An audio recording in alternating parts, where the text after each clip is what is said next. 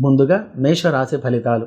ఈ రాశి వారికి ఈరోజు చంద్రుడు గత రోజు నుండి ద్వితీయ స్థానంలో ఉండి, శుక్రుడు మిత్రస్థానంలో ఉండి, బుధుడు వ్యయస్థానంలో ఉండటం వలన ఈరోజు బాగా ఖర్చులు అధికంగా ఉంటాయి. మరియు గురుగ్రహం లాభస్థానంలో ఉండటం వలన అధికమైనటువంటి ఒక ప్రోత్సాహం అనేది మీకు లభిస్తుంది.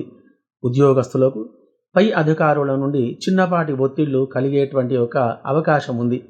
ముఖ్యమైనటువంటి ఫైళ్లను నిర్లక్ష్యంగా వదిలిపెట్టకూడదు. వాటి విషయంలో జాగ్రత్తగా ఉండాలి. టైం మేనేజ్మెంట్పై జాగ్రత్త తీసుకుంటే మీకు మంచి పేరు అనేది రాగలదు.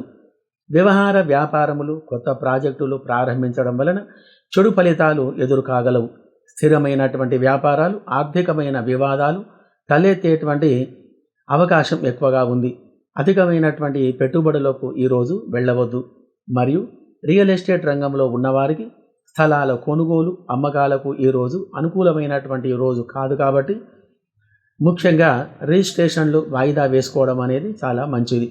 ఇంటి నిర్మాణ పనులు కూడా ఈరోజు ప్రారంభించకపోవడం మంచిది. షేర్ మార్కెట్లో ఉన్నవారికి ఈరోజు కొద్దిగా ఇన్వెస్ట్మెంట్ చేయడం మంచిది కాదు. బుధగ్రహం ఖర్చు స్థానంలో ఉన్నందున అనుకోని నష్టాలు మీకు ఎదురు కాగలవు.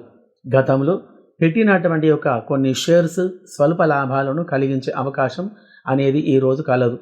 మరియు అన్ని రంగాల వారికి, అన్ని వృత్తుల వారికి గ్రహచార గోచారములు అనుకూలమైన శుభ ఫలితాలు లేకపోవడం వలన కొద్దిగా ఇబ్బందులకు గురి కావలసి వస్తుంది. కాబట్టి ఈరోజు గ్రహచార దోష నివారణ గురించి ఉదయం 6 నుండి 8 లోపల కుజ రాహుగ్రహాలకు అభిషేక పూజలు జరిపించి కందులు మరియు మినుములు దానం చేయడం వలన మంచి ఫలితాలు కలిగి సుఖంగా ఉండగలరు. మరియు విదేశాలలో నివసించే వారికి అనగా France, America, Indonesia, Australia, Dubai, Singapore, Malaysia ఇత్యాది దేశాలలో నివసించే వారికి రాహుగ్రహం యొక్క గ్రహచార స్థితి అనుకూలంగా లేకపోవడం వలన కొద్దిగా ఇబ్బందులకు గురి కావలసి వస్తుంది. కావున ఈ యొక్క గ్రహానికి అభిషేక పూజాదులు జరిపించి మినుములు దానం చేసిన మంచి ఫలితాలు కలగగలవు.